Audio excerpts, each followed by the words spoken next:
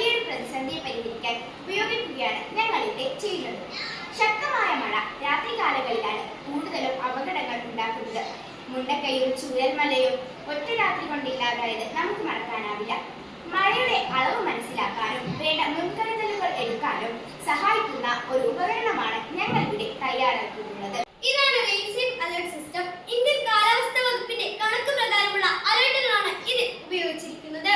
24 മണിക്കൂറുള്ള മഴയുടെ അളവ് 2.5 മില്ലിമീറ്റർ മുതൽ 35.5 മില്ലിമീറ്റർ വരെ ചാറ്റൽ മഴ, 64.4 മില്ലിമീറ്റർ വരെ മിതമായ മഴ, 111.5 മില്ലിമീറ്റർ വരെ ശക്തമായ മഴ, 204.4 മില്ലിമീറ്റർ വരെ അതിശക്തമായ മഴ, 204.5 മില്ലിമീറ്ററിന് മുകളിൽ അതിതീവ്രമായ മഴ. എളുപ്പത്തിനായി മില്ലിമീറ്ററുകൾ സെന്റിമീറ്ററിലേക്ക് കൺവേർട്ട് ചെയ്താണ് സ്കെയിൽ അടയാളപ്പെടുത്തിയിരിക്കുന്നത്. അലർട്ട് സിസ്റ്റത്തിന്റെ പ്രവർത്തനം നമുക്ക് നോക്കാം. ഈ ഉപകരണം മഴ മാപിനിയിൽ ഇറക്കി വെക്കുന്നു. മഴ പെയ്യുമ്പോൾ ജലത്തിന്റെ അളവ് ഉയരുകയും നിശ്ചിത അളവിലെത്തുമ്പോൾ കറസ്പോണ്ടിങ് അലർട്ട് ഇവിടെ തെളിയുകയും ചെയ്യുന്നു. ഇനി നമുക്ക് മഴ പെയ്യാം.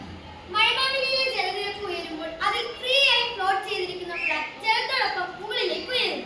ഫ്ലാറ്റിലെ കണ്ടക്ടിംഗ് വയർ ഈ ആണിയിൽ തട്ടി സർക്യൂട്ട് ക്ലോസ് ആയി ഈ ലൈറ്റ് പ്രകാശിക്കുന്നു.